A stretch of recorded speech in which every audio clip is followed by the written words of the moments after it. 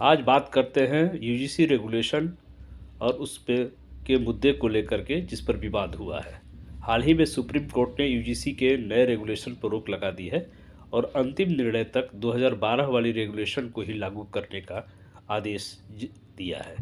इससे मामला फिलहाल शांत हुआ है, लेकिन यह किसी भी तरह से अस्थायी समाधान नहीं है। किसी भी संवेदनशील मुद्दे पर हंगामा करने से पहले उसके तथ्य और पृष्ठभूमि को समझना बेहद ज़रूरी है, क्योंकि बिना समझे किया गया विरोध अक्सर सतही और दिशाहीन होता है। सबसे पहले गलतफहमी यही है कि बड़ी संख्या में लोग कानून मान बैठे हैं, जबकि यह यूजीसी का रेगुलेशन है। यह संसद द्वारा पारित कोई एक्ट नहीं है। रेगुलेशन का उद्देश्य केवल फ्रेमवर्क देना होता है, न कि सीधे किसी को दोषी ठहराना या सजा देना। अब प्रश्न यह है कि यूजीसी ने रेगुलेशन क्यों बनाया। इस पूरी प्रक्रिया की जड़ 2019 में दायर दो अहम जनहित याचिकाएं पीआईएल हैं। एक रोहित बेमुला की मां राधिका बेमुला द्वारा और दूसरी पायल तड़वी के परिवार द्वारा, जिनकी मेडिकल छात्रा बेटी ने आत्महत्या कर ली थी। याचिकाकर्ताओं का कहना था कि उनके बच्चों को जातिगत भेदभाव का सामना करना पड़ा, जिसके चलते उन्होंने आत्महत्या जैसा कदम उठाया। उन्होंने सुप्रीम कोर्ट से मांग की कि वह 2012 की यूजीसी रेगुलेशन को सख्ती से लागू करवाए और भविष्य में ऐसी घटनाओं को रोकने के लिए ठोस व्यवस्था करें। इसी दौरान आईआईटी के 2 छात्रों की आत्महत्या के मामले भी सामने आ गए, जिसके कारण जातिगत भेदभाव माना गया।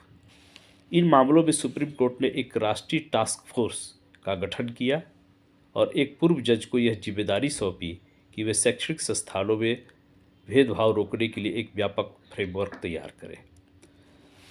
लगातार सुनवाई के बाद जनवरी 2025 में सुप्रीम कोर्ट ने यूजीसी को निर्देश दिया कि वह नए रेगुलेशन बनाए, इक्वल अपॉर्चुनिटी सेल स्थापित करे और सभी केंद्रीय और राज्य स्तरीय विश्वविद्यालयों में कॉलेजों से डेटा एकत्र करे।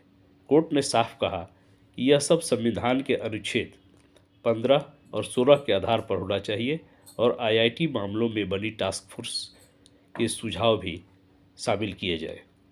सितंबर 2025 में याचिकाकर्ताओं ने अपनी सिफारिशें दी और अंततः जनवरी 2026 में यूजीसी ने नई रेगुलेशन लागू कर दी।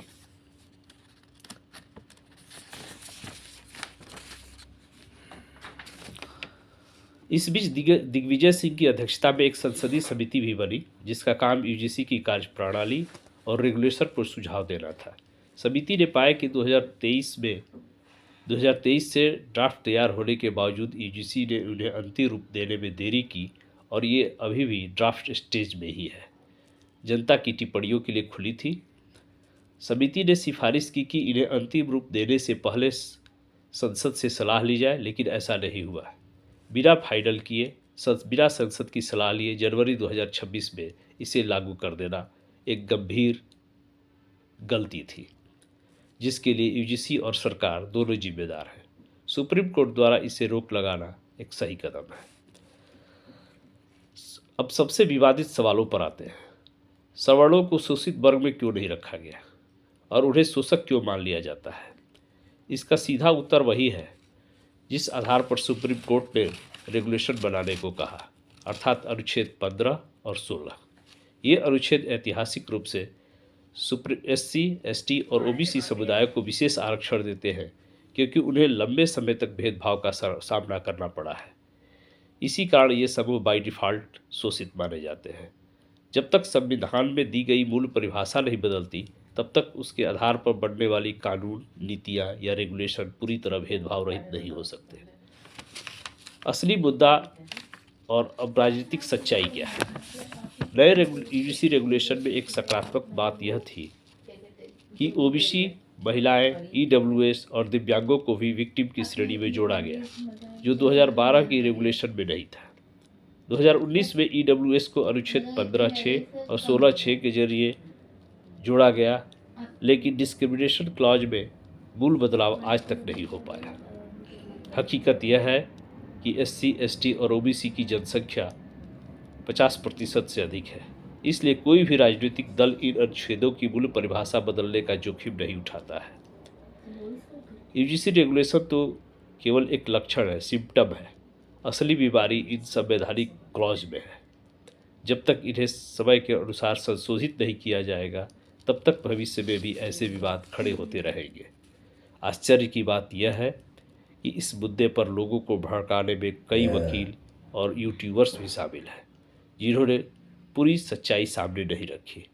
यह उनके इरादों पर स्वाभाविक रूप से सवाल खड़े करता है। धन्यवाद।